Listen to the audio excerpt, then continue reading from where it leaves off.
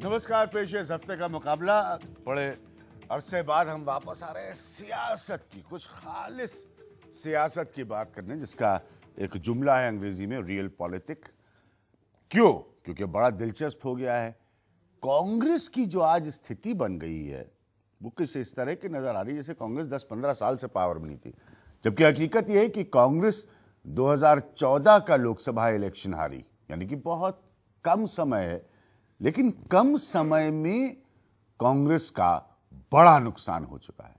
कांग्रेस के नुकसान से उदय किस किस का हुआ? स्वाभाविक है, बड़ा उदय हुआ नरेंद्र मोदी के साथ भारतीय जनता पार्टी का। 282 सीट लेके नरेंद्र मोदी प्राइम मिनिस्टर बने। तब से दिल्ली बिहार हारने के बावजूद ग्रोथ चार्ट, और असम में इनके लिए बहुत बड़ा अध्याय है, मैं खासतौर पर मानता हूं, ग्रोथ चार्ट बीजेपी का बहुत अच्छा है। लेकिन बड़ी घटना हो रही है देश की रीजनल पार्टीज को लेकर। हमेशा से ये 25 साल की बहस है आज की नहीं, कि हमेशा से भारतीय सियासत में उनकी एक जगह रही है जो कभी भी पूरी तरह से खत्म नहीं हो पाई। हालांकि दोनों बड़ी राष्ट्रीय पार्टियां ये सोच रखती हैं कि मुल्क एक राष्ट्रीय पार्टी के स्तर से गवर्न हो, लेकिन कभी भी रीजनल पॉलिटिक्स को कोई डिस्कार्ड नहीं कर पाया। नीतीश कुमार बिहार में आ गए, जयललिता जबरदस्त जीत के साथ तमिलनाडु के पूरे इतिहास को बदलते हुए तमिलनाडु में आ गई। ममता बनर्जी ने हर एंटी इनकम्बेंसी का नुस्खा जो भारतीय सियासत में हो उसको नकार दिया। अरविंद केजरीवाल 95% से ज्यादा वोट लेकर दिल्ली में काबिज हो जाते हैं, सीटें लेकर मेरा मतलब। तो एक बहुत बड़ा उत्तर प्रदेश में समाजवादी पार्टी की सरकार है, वहां पर कहा जाता है कि मायावती के लिए भी बहुत अच्छा मौका रहेगा जब भी चुनाव होंगे। कुल मिलाकर बहुत सारे ये मैप और आंकड़े हैं, अखबारों में भी अब आ चुके हैं, तो उसके हिसाब से कांग्रेस की दिशा और दशा तो बहुत खराब है। लेकिन बीजेपी की स्थिति में बहुत बड़ा बदलाव हुआ है पिछले 2 सालों में, और बड़ा बदलाव उतना ही रीजनल प्लेयर्स के लिए हुआ है। लेकिन ये रीजनल प्लेयर्स के साथ दिक्कत क्या है? दिक्कत ये है कि इनको कभी भी एक यूनिफाइड ऑल्टरनेटिव की तरह, एकजुट विकल्प की तरह हिंदुस्तान की राजनीति में नहीं देखा जाता। क्या वो बदल पाएगा? क्योंकि इनके जो नेता होते हैं वो सब वन मैन पार्टी के हिसाब से चलते हैं। बड़ी पार्टियों में भी ऐसा होता है, इसीलिए ईगोस का कॉन्फ्लिक्ट होता है, अहम का टकराव होता है। क्या ये सब बदल पाएगा? क्योंकि 2 साल में इतना कुछ बदला है। क्या ये लोग कोई ऑल्टरनेटिव बनकर बीजेपी के लिए चुनौती खड़ी कर पाएंगे? क्या ये कांग्रेस को साथ लेकर चलने की स्थिति में आ पाएंगे? ये बड़े दिलचस्प सवाल है। इस बात को जानते हुए कि जिन नेताओं का नाम मैंने आपको बताया, ये सब अब अगले 5-5 सालों के लिए अपनी प्रदेश की सत्ताओं में काबिज रहेंगे। बहुत काबिल पैनल है यहां पर। केसी त्यागी साहब हैं, वर्षों से भारतीय राजनीति को देख रहे हैं, वैकल्पिक भारतीय राजनीति को देख रहे हैं। प्रभात झा जी हैं, ये भी वर्षों से भारतीय राजनीति को देख रहे हैं, बीजेपी के तमाम उतार चढ़ाव को देख चुके हैं। आशीष खेतान है, एक यंग चेहरा है पॉलिटिक्स का, आम आदमी पार्टी, उसने बहुत सारा सियासी ज्ञान मेरे हिसाब से दे दिया भारतीय राजनेताओं को देखने के लिए कि पॉलिटिक्स कैसे बदल सकती है। मैं आम आदमी का पार्टी का जिक्र करते हुए एक बात जरूर कहूंगा, यहां पर थोड़ा सा वक्त ले रहा हूं। जब लेफ्ट को मैंने इस चुनाव में इस बुरी तरह हारते देखा तो मुझे आम आदमी पार्टी का ख्याल आया। क्यों आया? इसलिए आया क्योंकि लेफ्ट की भी पॉलिटिक्स का प्लैंक एंटी करप्शन होता है, और ममता बनर्जी की सरकार पर इतने चार्जेस लगे, लेकिन हकीकत यह है कि लेफ्ट क्या उसको मुद्दा नहीं बना पाई वेस्ट बंगाल में? कतई भी उन बातों का कोई इंपैक्ट नहीं हुआ, कोई असर नहीं हुआ ममता बनर्जी पर। शायद लेफ्ट को कुछ सबक इनसे सीखना चाहिए अगर करप्शन की लड़ाई की वो सियासी बात कर रहे हो। शकील अहमद खान साहब हैं, पुराने हमारे जानकार, ये नेशनल सेक्रेटरी हैं कांग्रेस के। बड़ी ही खराब स्थिति में कांग्रेस 2 साल से कम के समय में आ चुकी है। और मेरे साथ सोमनाथ संगरॉय साहब मौजूद हैं, जो कि तृणमूल कांग्रेस के नेता हैं, कोलकाता से जुड़े। केसी त्यागी साहब, बड़ा दिलचस्प सिनेरियो ये बन गया है। बिहार आप लोगों ने जीता, बीजेपी को एक बड़े तरह से आपने रोक दिया। इससे पहले दिल्ली इन्होंने जीता, बीजेपी को एक बड़े तरीके से आपने रोक दिया। फिर बीजेपी ने एक पलट के चमत्कार किया, असम अपनी झोली में डाल लिया। कुल मिलाकर ग्राफिक्स और आंकड़ों से 6-6.25% की अगर कांग्रेस को हटा दे तो अब आप लोगों के बीच ये सारा हिंदुस्तान है। कभी आप यूनिफाइड हो पाएंगे? ये जितनी रीजनल आउटफिट्स हैं, इसके जितने बड़े नेता हैं, खाली मुझे एज ए जेडीयू लीडर आप मुझे एड्रेस कर रहे हैं, जी जी, तो मैं तो बचपन से ही नेशनल पॉलिटिक्स का पार्ट रहा हूँ। हाँ सही बात। मैं लोक दल में रहा, मुरारजी भाई के नेतृत्व वाली जनता पार्टी में रहा, चरण सिंह जी के लोक दल में रहा, वीपी सिंह जी के जनता दल में रहा। तो मैं तो अपने जीवन काल से ही नेशनल पॉलिटिक्स का हिस्सा हूँ। लेकिन जो सवाल आपका है रीजनल पार्टी के बारे में, एक तो ये समझ लीजिए, ज़्यादातर इनमें से सब नेशनलिज्म की पार्टी, and there is no contradiction between subnationalism and the nationalism. सबसे पहले डीएमके बनी जी। आपके जो राज्यों के पुनर्गठन हुए थे वो भाषा, लैंग्वेज, रिलीजन के आधार पर हुए थे। तमिलनाडु को जिस तरह से आपने बनाया तो वो तमिल लोगों का होगा। तो सबसे पहले अन्नादुराई के नेतृत्व में इसको अलग करो, ऐसा करके भाषा से शुरू हुआ और वहां तक वो पहुंचा। उसके बाद पहली सरकार जो थी रीजनल पार्टीज की 1952 में शेख अब्दुल्ला के नेतृत्व में जम्मू कश्मीर में बनी। वहां वैली में उस समय कोई पार्टी नहीं थी, जनसंघ भी नहीं थी, दैट वाज प्रजा परिषद, और कांग्रेस थे नहीं वहां पर। एक सरकार वो बनी और उसके बाद कांग्रेस पार्टी के प्रभुत्व की वजह से, और उसके 3 फैक्टर बड़े हैं। एक तो centralisation of the power, dictatorial role of the leaders and negligence of the regional leadership. ये 3 बड़े कारण बने हैं जो कांग्रेस पार्टी के में से लोग निकले हैं या कांग्रेस पार्टी के अंदर बाहर आकर के जो लीडर बिल्डअप हुए हैं रीजनल एस्पिरेशंस के हुए। किसी व्यक्ति के साथ आप लोग आ सकते हैं, कोई आपका चेहरा कभी बन सकता है। आज की राजनीति में, राजनीति बदलती है, कांस्टेंट है। अगर इनका आपको सियासी विकल्प विरोध देना है तो आपको एकजुट होना होगा, और एकजुट होना आप लोगों को आता नहीं है। आपके इतने टकराव हो जाते हैं कि क्या मैं तो नहीं विजुअलाइज कर सकता। अभी मुलायम सिंह जी ने एक बीच में एक्सपेरिमेंट किया था, वो भी तो अब मैं कहां से विजुअलाइज करूंगा साहब? कोई ऐसा फ्रंट है जिसमें ममता बनर्जी भी है, अरविंद केजरीवाल भी है, नीतीश कुमार भी है, लालू यादव भी है, मायावती भी है, अखिलेश यादव या मुलायम सिंह यादव भी लोग। इसीलिए आपको, आपकी इतनी बड़ी ताकत के बावजूद, आंकड़ों के हिसाब से 54.14% Indian population is under you आज की स्थिति में। जरा सुनिएगा इसको ध्यान से, बहुत बड़ी चीज बता रहा हूं, इसमें सारे प्रदेशों के आंकड़े हैं। 54% से ज्यादा भारतीय आबादी जो है वो आपके रिजीम में है, फिर भी आप यूनाइटेड नहीं हैं, आप एकजुट नहीं है त्यागी साहब। मेन स्ट्रीम की जो दोनों पार्टियां हैं जी, इनके भी अकेले राज करने के दिन धीरे धीरे समाप्त हो रहे हैं। ठीक है, ये पहला मौका है जब नॉन कांग्रेस पार्टी को इतने नंबर लेकर के आई है। 24 को लेकर के अटल जी सरकार चला रहे थे, और मेरा मानना है, मैं जहाँ जी मुझसे डिसएग्री करना ही चाहिए कि ये स्थिति सदा रहने वाली नहीं है। और उसके बावजूद भी 5 राज्यों में पावर शेयर करते हैं विद द रीजनल प्लेयर्स। एक चीज है जो आपने कही है कि हम इनका विकल्प एक पार्टी या एक व्यक्ति नहीं बनते, तो वो जो वन मैनशिप है वो तो इधर भी है उधर भी है। ठीक है, वो राष्ट्रीय स्तर की है हमारी, आप जिसे राज्य स्तर की कहते हो वो हम भी मानते हैं। रीजनल पार्टीज भी सब वन मैन है। रीजनल पार्टीज कोई बड़ी, मतलब कोई अरविंद केजरीवाल से लेके मायावती तक की पार्टी जो है, ये सब वन मैन शो है। हाँ, लेकिन वन मैन वन वुमन, मतलब महिलाओं की बहुत बड़ी तरक्की है नहीं वगैरह वगैरह। हाँ, लेकिन जो बीजेपी की आइडियोलॉजिकल एग्रेसिवनेस है, हाँ, वो एक कारण बनेगी इन सारे प्लेयर्स को इकट्ठा करने की। ठीक है, मतलब लालू नीतीश साथ आ सकते हैं क्योंकि नरेंद्र मोदी को रोकना तो ऑलरेडी साथ, वही वाला, अरे मतलब वही वाला फॉर्मूला एक्सटेंड होगा। इंटरेस्टिंग। आशीष, और उसके बाद मैं टीएमसी के पास जाऊंगा, फिर कांग्रेस बीजेपी के लिए। दिलचस्प है, मैंने पश्चिम बंगाल का उदाहरण दिया। पश्चिम बंगाल में जैसे लगा कि ममता बनर्जी पर चार्ज लग रहे हैं, टेलीविजन न्यूज के ही माध्यम से और अखबारों में पढ़ता था, लेकिन कोई करप्शन प्लैंक नहीं बना पाया, और इतनी बड़ी जीत से ममता बनर्जी आती है। अब आप लोगों के लिए क्या कोई ममता बनर्जी कभी साथी बन सकती है? अभिज्ञान, मैंने आपके सारे आंकड़े देखे जी।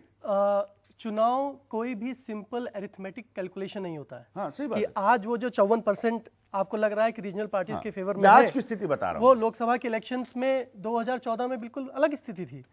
भारतीय जनता पार्टी ने तमाम राज्यों में बहुत बेहतर परफॉर्मेंस किया था, वोट शेयर इनका बहुत गिरा है राज्यों के चुनाव में। चुनाव भारत में होप के चुनाव होते हैं, उम्मीद के चुनाव होते हैं। उन चुनाव में उम्मीद का चेहरा कौन है? लोगों को यह लगता है कि मेरे बच्चों को कौन बेहतर भविष्य दे सकता है, मेरे परिवार को कौन बेहतर भविष्य दे सकता है, कौन मेरे देश का, मेरे राज्य का विकास कर सकता है। और उस समय के जो मुद्दे होते हैं, जो प्रासंगिक मुद्दे होते हैं, कहीं पर करप्शन मुद्दा हो सकता है, कहीं पर बिजली पानी मुद्दा हो सकता है, कहीं पर कम्युनलिज्म मुद्दा हो सकता है, उन मुद्दों पर चुनाव होते हैं। जो आज की स्थिति है, आज की स्थिति यह है कि पश्चिम बंगाल में ममता के ऊपर तमाम आरोप लगे, लेकिन ममता बनर्जी से लोगों की उम्मीद है, जयललिता से लोगों की उम्मीद है, और जयललिता को विकास के नाम पर वोट मिले हैं। उन्होंने बहुत काम किया है एजुकेशन के सेक्टर में, हेल्थ के सेक्टर में, इस तरह ममता ने बहुत काम किया है। ये लोग आपके दोस्त हो सकते हैं कभी? अरविंद केजरीवाल लालू यादव से मिले थे तो बहुत आलोचना हुई थी, सार्वजनिक मंच की आलोचना हुई थी। मैं आपको एक बात बता दूं, ये सार्वजनिक मंच है, इस सार्वजनिक मंच पर हम सब लोग खड़े हैं, ये मुझको गले लगा ले, मैं इनको गले लगा लूं। गले लगाने से दिल मिल जाए ऐसा नहीं होता है। राजनीति में हाथ भी मिलाना पड़ता है, गले भी लगाना पड़ता है। मैं आपको एक बात बता दूं कि इस चुनाव में भी अलायंसेस हुई। लेफ्ट और कांग्रेस की अलायंस थी पश्चिम बंगाल में, सही बात है, बुरी तरीके से हार गए। कांग्रेस और डीएमके की अलायंस थी तमिलनाडु में, सरकार नहीं बना पाए। अगर अलायंस अपॉर्चुनिस्टिक है, सिर्फ सत्ता हथियाने के लिए अलायंस है, जैसे आपकी कांग्रेस के साथ थी दिल्ली में। आपको अगर मैं याद दिला दूं, नहीं आपकी कांग्रेस के साथ दिल्ली में, नहीं, मैं कह रहा हूं कि इस तरह का दुष्प्रचार और इस तरह के हंसी वाले जुमले, आपको पता है कि हमने 49 दिनों में सरकार इसीलिए छोड़ दी क्योंकि जन लोकपाल बिल पर हमने कॉम्प्रोमाइज नहीं किया। हंसते हंसते सरकार छोड़ दी। लोग सरकार रोते रोते छोड़ते हैं, सीट से हटाने खींचना पड़ता है, लोग सरकार नहीं छोड़ते हैं। और पहली बार कोई सरकार बनी होगी जहां पर कभी हमने कोई समर्थन नहीं मांगा, उन्होंने खुद समर्थन जाके दे दिया। और हमने रेफरेंडम कराया, लोगों ने कहा नहीं सरकार बनाओ। देखिए, ये जो आरोप है ना कि आपने कांग्रेस के साथ हाथ मिला लिया, इसका जनता ने जवाब दे दिया 2015 के चुनाव में। उसको बार बार उठाने से कोई फायदा नहीं। जनता ने बता दिया कौन किसके साथ मिला हुआ, तो कौन किसके साथ आप मिला हुआ। ही ने कहा मैं ये कह रहा हूं, कि अलायंसेस वो अपॉर्चुनिस्टिक नहीं नहीं है। होनी चाहिए, आप अवसरवादी गठबंधन नहीं होना चाहिए। आपने कहा, मैंने कहा ना, उत्तर में मैंने उसके उत्तर में आपसे कह रहा हूं कि वो अलायंस नहीं थी। आप पॉलिटिकल ऑब्जर्वर हैं, एनालिस्ट हैं, जर्नलिस्ट हैं, आपको पता है कि वो अलायंस नहीं थी। अलायंस वो होती है जहां पे सीट शेयरिंग होती है, अलायंस वो होती है जहां पे मंत्री पद शेयर किए जाते हैं। ठीक है, वो अलायंस नहीं थी, आपको पता है कि वो अलायंस नहीं थी। अलायंस कैसी है? शिवसेना और भारतीय जनता पार्टी की अलायंस है। क्या है? सिर्फ अपॉर्चुनिस्टिक अलायंस है कि सत्ता हथियाने के लिए अलायंस है। अकाली दल, एक मिनट में छोटी सी बात, अकाली दल और बीजेपी के अलायंस है पंजाब में। क्या दोनों में कॉमनैलिटीज है? कॉमनैलिटी सिर्फ एक है कि सत्ता में बने रहें, बाकी रोज बताइए नूरा कुश्ती होती है। आज की स्थिति में इनमें से किसी को आप देखते हैं आपके साथ आते हुए, या अपने आप को आप देखते हैं उनके साथ जाते हुए? मुद्दे तय करेंगे, मुद्दे तय करेंगे, 2019 के मुद्दे तय करेंगे कि चुनाव में अलायंस किसकी होगी और जनता वोट किसको देगी और जनता से उम्मीद किससे। मैं टीएमसी को लाना चाहूंगा। सोमनाथ रॉय साहब, क्या ममता बनर्जी कोई भूमिका अब अदा कर सकती हैं? ये जो जितना रीजनल ताकत चुनाव से उभर कर आई है, नरेंद्र मोदी को चुनौती देने के लिए, बीजेपी को चुनौती देने के लिए, कांग्रेस उस स्थिति में आज नहीं है, कल क्या हो जाए ये मुझे पता नहीं। मैं एक बात बताना चाहता हूं, आप पहले बताया था जी सब रीजनल पार्टी एक साथ नहीं हो सकते। अब देखिए जो एनडीए है, मैं 2-3 पार्टी का बात कर रहा हूं। अपना दल, नाम सुना है अपने? National People's Party, New Justice Party, Jansewa Party, ये सब अलग अलग पार्टी को लेकर एनडीए बना हुआ है। ये लोग भी रीजनल पार्टी है। अभी जो सरकार चल रहा है, ये लोग भी रीजनल पार्टी को उतना भी इंपॉर्टेंस दे रहा है। यूडीए जहां पर था कांग्रेस का, वो भी रीजनल पार्टी को उतनी इंपॉर्टेंस दे रहा है। उन लोगों को पता है रीजनल पार्टी का पावर कितना है, इसलिए अलायंस का वो एनडीए फॉर्म किया, वो यूडीए फॉर्म किया, इसीलिए किया ना। रीजनल पार्टी एक ताकत ही, कोई ममता बनर्जी का रोल हो सकता है? मुझे सीधा सीधा बताइए, कोई ममता बनर्जी का रोल हो सकता है? ममता बनर्जी को तो रोल, ममता बनर्जी का रोल क्यों नहीं हो सकता है? हो तो सकता ही है, लेकिन एक बात है यहाँ पर, ममता बनर्जी को आपने अभी बताया करप्शन को चार्ज लगाया उनका ऊपर। मैं बता रहा हूँ, पॉलिटिक्स में ये सबसे बुरा चीज होती है। जो Mamata Banerjee she is the symbol of honesty अभी इंडियन पॉलिटिक्स में, उसके ऊपर चार्ज नहीं लगाया, उनका सिर्फ काली लगाया इलेक्शन जीतने के लिए और कुछ नहीं, कोई डेवलपमेंट का बात नहीं हुआ। ममता बनर्जी को सिर्फ काली लगाया, उसका भ्रष्टाचार का उसको थप्पा लगा के इलेक्शन जीतने के लिए बीजेपी और कांग्रेस ने नहीं किया।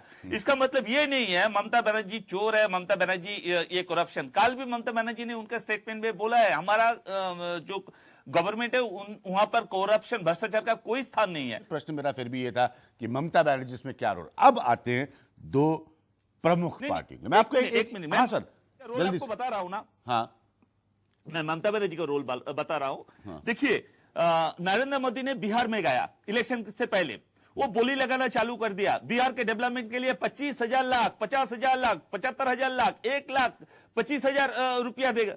बंगाल में आया इलेक्शन के लिए, उनको पता था बंगाल में नहीं जीतेंगे, तो तब वो एक पैसा का बात नहीं किया बंगाल में। हमारा पॉलिटिक्स में ये सबसे बुरा चीज है, जहां पर भी हमारा पार्टी आने का चांस है वहां पर जाके सेंट्रल गवर्नमेंट में जो रहते हैं वो पैसा का बात करते हैं। जहां पर नहीं आने का चांस है, जहां पर उसका गवर्नमेंट नहीं है, इसीलिए रीजनल पार्टी बन रहा है, इसीलिए मैंने सुना। अब मैं प्रभात झा, नहीं, एक मिनट, बस वक्त कम होता है भाई, टेलीविजन की दिक्कत रहती है। प्रभात झा जी और शकील साहब को पूरा समय देना बहुत जरूरी है। मैं हमेशा से ये कहता था बीजेपी के नेताओं से उस समय कि देखिए आप एक नेशनल अल्टरनेटिव है, कांग्रेस का पीक था, 10 साल कांग्रेस ने राज किया, फिर समय बीजेपी के लिए आया, आज कांग्रेस उस स्थिति में खड़ी हुई है। प्रभात झा जी, क्या ये केसी त्यागी जी या केसी त्यागी जी के सोच के लोग, क्या ये सब मिलकर आपको कभी अल्टरनेटिव दे सकते हैं? देखिए, वैचारिक द्वंद्व हाँ। सदैव धरा पर रही और रहेगी, हाँ। रहना भी चाहिए, और इसके लिए एक हो, हम उसके इसमें कभी विरोध नहीं करते है, विरोध में होना चाहिए, लेकिन पार्टी देश में वही चल पाई है और वही चलती है जिसके कार्यकर्ता होते हैं, जिसका नैतिक समर्थन होता है, जो अपने कार्य का विस्तार। हम आपको याद होगा कि 1 मई 1977 को भारतीय जनसंघ विलीन कर दिया था, त्यागी जी गवाह हैं। 1977 में हम एकदम मर्ज कर दिया था, एकमात्र पार्टी थी भारतीय जनसंघ जिसने अपने को जनता पार्टी किया और अपना चुनाव चिन्ह दीपक भी मिटा दिया था। हलधर पे हम चले गए थे, लेकिन जब राष्ट्रीय स्वयंसेवक संघ का मामला आया अभिज्ञान जी, तो हम सब लोग अलग हुए। 4 अप्रैल 1980 को मीटिंग हुई और हमारा संगठन गांव-गांव में था। इस भरोसे हमने कहा नहीं, पार्टी तो हम खड़ी कर लेंगे। कार्यकर्ता बेस्ड यदि आप नहीं है, नीति बेस्ड नहीं है, अगर आपने अपना विस्तार नहीं किया, तो जो जितनी भी देखिए, मैं फिर पार्टियां हैं इनके नहीं, अपने मैं प्रदेशों अभिज्ञान में जी जबरदस्त राज्यों की बात चाहे नहीं वो कर रहा। दिल्ली में आम आदमी मैं पार्टी हो, मानता हूं पश्चिम ना, बंगाल में मैं जो ममता कह रहा हूं बनर्जी हो। अभिज्ञान जी, अखिल भारतीय स्तर पर ठीक आज है। भी केरल में क्या हुआ, हम भले ही एक सीट जीते होंगे, 15% वोट तो हमको मिला है ना। ठीक है, इसलिए अपना विस्तार करना, हमने अपनी पार्टी को विस्तार करने की दिशा में बढ़ाया है। हम किसका अल्टरनेट होंगे, किसका अल्टरनेट नहीं होंगे, हमारा अल्टरनेट कौन होगा, ये सब बातें धरती पर तय होती है, जमीन पर तय होती है, और जमीन पर जिसका कार्य विस्तार होगा। अब मैं फिर कहता हूं, आप सबको एक करने के लिए होना चाहिए, अगर हमसे लड़ना है लड़ेंगे, लेकिन हम फिर आपको एक उदाहरण दे रहे हैं। आपने भी कहा कि नेताओं के पीछे हर पार्टी है, त्यागी जी ने भी हंसते हुए कहा। 11 साल से अटल बिहारी वाजपेयी जी बिस्तर पर हैं। हमारी पार्टी एक समय उनके नेतृत्व में ही थी, लेकिन क्या पार्टी नहीं चल रही है? अगर भारत में कोई पार्टी है तो कार्यकर्ता आधारित पार्टी का नाम है भारतीय जनता पार्टी।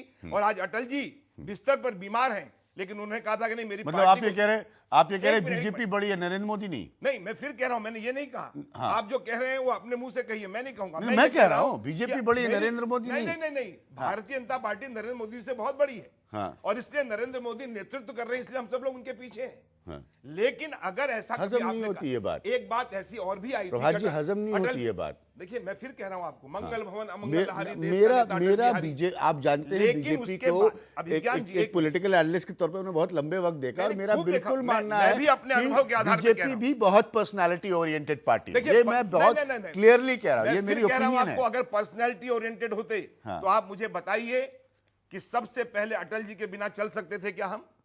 एक समय जब नेता था, आज नरेंद्र मोदी है हमारे नेता है, 2 से 282 करने में चलिए। जो उन्होंने शपथ लगाई है, क्या उसको हम इग्नोर कर देंगे? ठीक है, चलिए, वो लेकिन एक मिनट, ये आप अलग एक बहस बात- हम करेंगे, ये अलग बहस हम करेंगे। आपसे बेहतर हमसे बेहतर कौन ये बात जानेगा कि अटल बिहारी वाजपेयी से त्यागी जी भी किन परिस्थितियों में लाए गए, व्यक्ति विशेष से वो कितने बड़े व्यक्तित्व बने, और उसका जरूर आपको सबसे बड़ी चुनावी लेकिन सफलता हम दी। निराशा में नहीं गए। हाँ, देखिए अभिज्ञान जी, जो इसमें कोई आपके denial डिबेट नहीं का, है। एक मिनट, मैं ये नहीं कह रहा हूं कि अटल बिहारी अभिज्ञान जी, वाजपेयी को एक कोई मिनट, कभी, जो आपने डिबेट की बात कही है, हाँ, मैं हम आज दो- की नहीं, स्थिति नहीं, में हम बात कर दो रहा हूं। थे तब भी निराश नहीं थे, हम 282 हैं तब भी ठीक है, उन्माद में चलिए, नहीं है। आप निराश नहीं है, कांग्रेस क्यों इतना निराश है, हताश क्यों हो जाती है कांग्रेस? असल में क्या है कि ये मैं पूरा सारा समझ लूंगा, आप इल्जाम, ये मत हाँ, सोचिएगा नहीं, कि आज ये आप ये कांग्रेस सब पार्टी- आंकड़े जो आशीष कह रहे हैं उसमें आप 6% तो आपको कम समय मिलेगा। हमारे कार्यक्रम की दो खासियत है, उसका तू कोई मैं मसला नहीं नहीं होता, है। समय बराबर का बात सबके तो लिए। दो जुमले में भी कही जा सकती है। जी। जाहिर सी बात है कि त्यागी साहब ने एक बहस छेड़ी है कि ज्यादातर पार्टी इनसे निकली या इनके विरोध में बनी, ये सच्चाई है। जाहिर सी बात है कि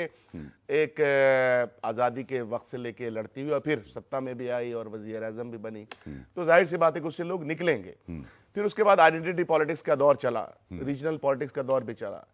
80s के बाद कास्ट पॉलिटिक्स 67 में हालांकि आ गई थी, लेकिन कास्ट पॉलिटिक्स 80 और 89 मंडल कमीशन बाद चला, तो उग्र तरीके से आइडेंटिटी पॉलिटिक्स, साथ साथ कास्ट पॉलिटिक्स, और ये सारी चीजें आपको ये 5-6 राज्यों में, बिहार, उत्तर प्रदेश, मध्य प्रदेश, ये जो दोआबा का इलाका है, गंगा जमनी जिसको तहजीब कहते हैं, इन इलाकों में चली, क्योंकि साउथ में चीजें पहले से हो चुकी थी। कांग्रेस पार्टी पर एक जिम्मेदारी है, नेशनल पॉलिटिकल उसका फॉर्मेशन रहा और प्रेजेंस भी रहा है। आज की स्थिति में कमजोर दिखती है, इससे इनकार कहाँ किया जा सकता है, लेकिन राजनीति में मैं आपको बता रहा हूं, राजनीति में अभिज्ञान भाई, संभावनाओं से कभी इनकार नहीं किया जा सकता। जैसे कि हमारे भारतीय जनता पार्टी के साथी ने कि 2 से आज 282 तक का जो सफर है, तो ये सफर हमने तय किया संयम से, तो जाहिर सी बात है कि वो संयम कांग्रेस को भी रखना पड़ेगा, उसमें कहीं कोई इनकार नहीं है।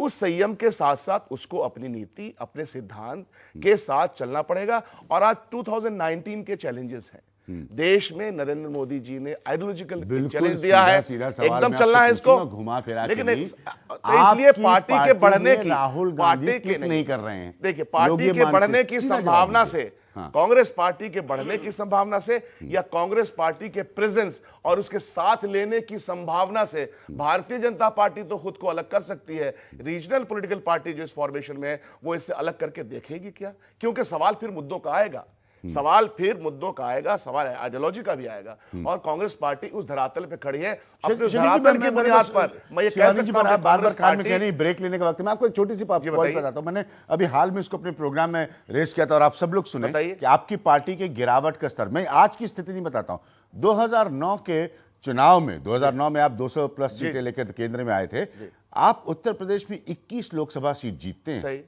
18.25% वोट हासिल करते हैं। सही। 2014 आते आते तक जब बीजेपी की वहां ऐतिहासिक जीत होती है, आप आधे से नीचे आ जाते हैं। आप सही कह रहे हैं। मैंने कहा कि जो हमारा हरास हुआ है, देखिए जो कांग्रेस हमारा का, डिक्लाइन है, उसके बाद उस 14 के बाद, उस इस डिक्लाइन बात को, के बावजूद कि इन्होंने दिल्ली जीता, इन्होंने अभिज्ञान बिहार जी, उस जीता, डिक्लाइन आप को अपना डिक्लाइन नहीं, देखिए, अपने इस कितना डिक्लाइन rapid को, है। इस डिक्लाइन को डिसमिनेट मत कीजिए। नहीं, मैं इस discriminate नहीं डिक्लाइन कर रहा को, हूं। इस डिक्लाइन की, हाँ, मैं इसको इसलिए कह रहा हूं 44 कि ये सीट्स के आकलन पे नहीं ला रहा हूं। हाँ। आप शकील साहब समझिए, मैं एक बड़ी बात कर रहा हूं, आप एक नेशनल ऑल्टरनेटिव है। डेफिनेटली, इसलिए नेशनल बीजेपी के नेता एक समय में जब सोचते थे कि अरे कांग्रेस की सरकार आती चली जा रही है, मैं तब भी कहता था कि नेशनल ऑल्टरनेटिव कहां से उभर के आ जाएगा, इसका अंदाजा कभी होता नहीं। जब हम उत्तर प्रदेश में कभी कमजोर हो गए थे, तो हम आंध्र प्रदेश में 35 सीट लेके चले आए थे। तो नेशनल पॉलिटिकल फॉर्मेशन की सच्चाई ये है, और उसका फायदा ये होता है कि आप किसी राज्य में अगर डूब भी जाते, दूसरे राज्यों में उभरते हैं, तो मिला जुला करके नेशनल फॉर्मेशन पार्टी जो कांग्रेस पार्टी है,